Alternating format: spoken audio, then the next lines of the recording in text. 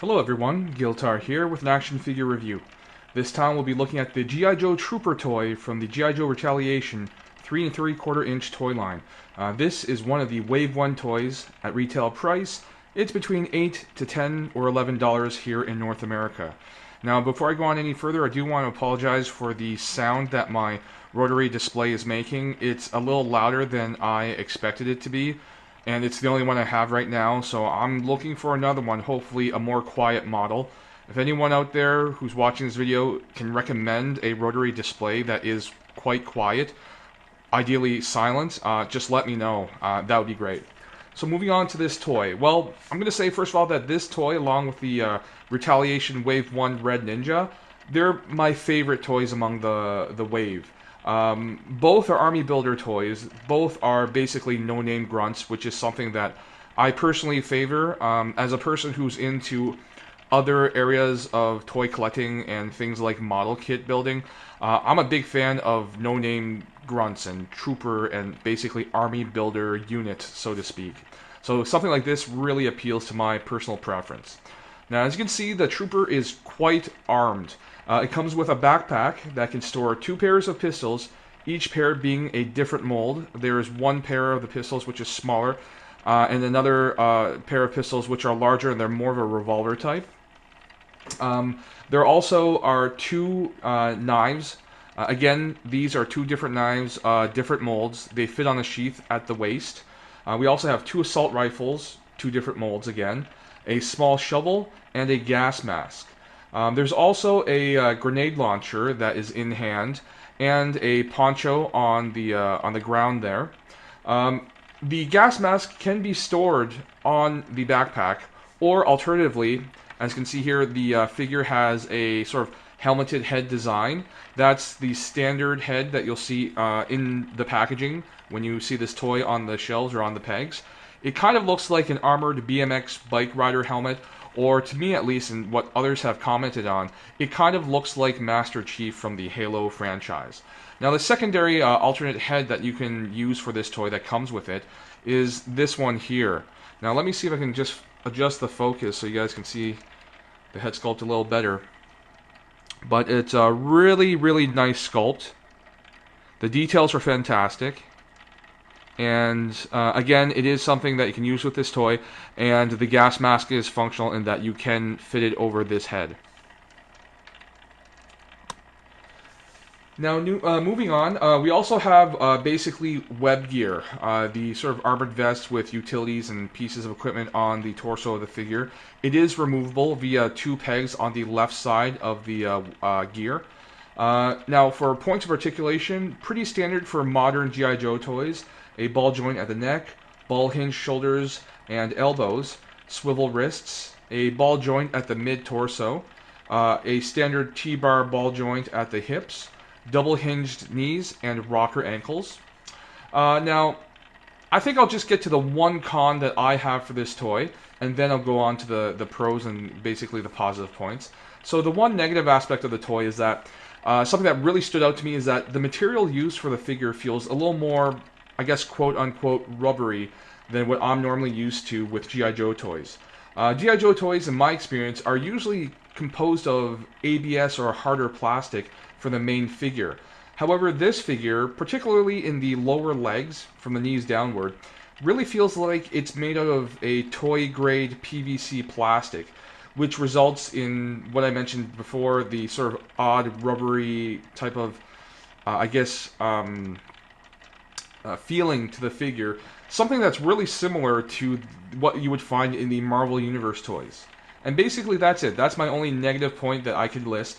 To me, it's not even a really significant negative point, but it is something that I thought was worth noting because it did stand out to me.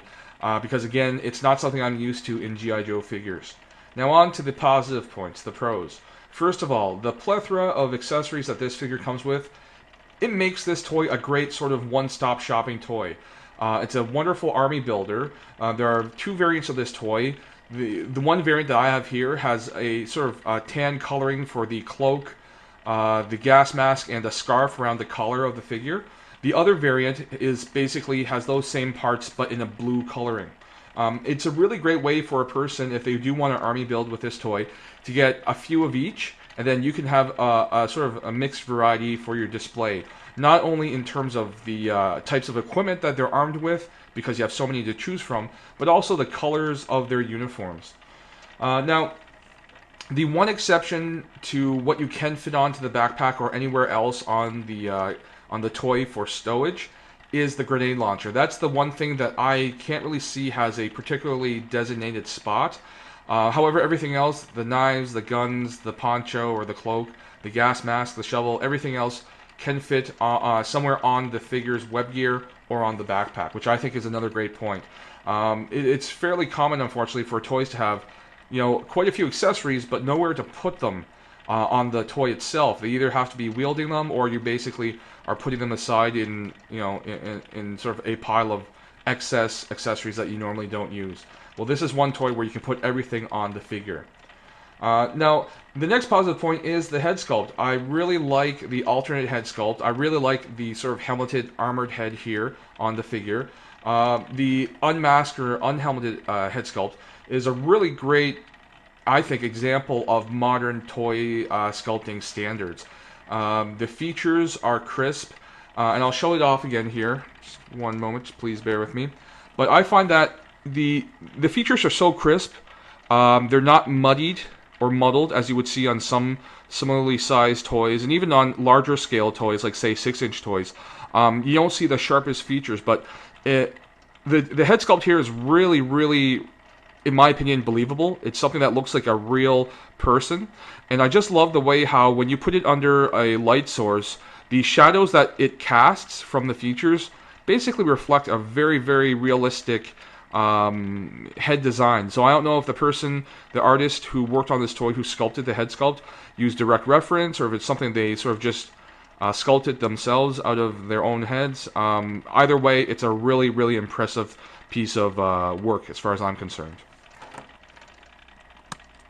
And it's another point for the character, or rather the toy, for display quality. You can have a variety of these troopers in a display, with some wearing helmets, others with the unmasked head, some of them wearing gas masks. They all could be outfitted in different ways according to what weaponry you want to have them using. Again, the two color variants offer more variety for display purposes. So with this kind of toy, you can really get a great display using a single type of toy, which I think is a great thing for those like myself who are into army building and who are into grunt units, essentially. Their articulation is great. I mean, all around the joints are functional. None of them are hindered by the sculpt. You can get a variety of poses out of this toy. I think especially because of the rocker ankles, that really helps the display ability. And just finally, the visual design of the uniform, of the equipment of this toy, really lends it a gritty, real-world feel, so that even if you didn't want to make a G.I. Joe toy display or a diorama, for example, you could definitely use these toys and put them in a sort of general standard military-themed display or diorama for your collection. It wouldn't have to be a G.I. Joe specific display that you put it into. Overall, I think this is a really great toy. It has a lot of value for the price that you're paying for it, and I can't help but say I definitely recommend this to anybody who is interested in adding some sort of soldier or military-themed character to their 3 3/4-inch toy collection. So as always, thank you very much for your time. Thank you for watching. Have a great day, and I'll see you at the next video.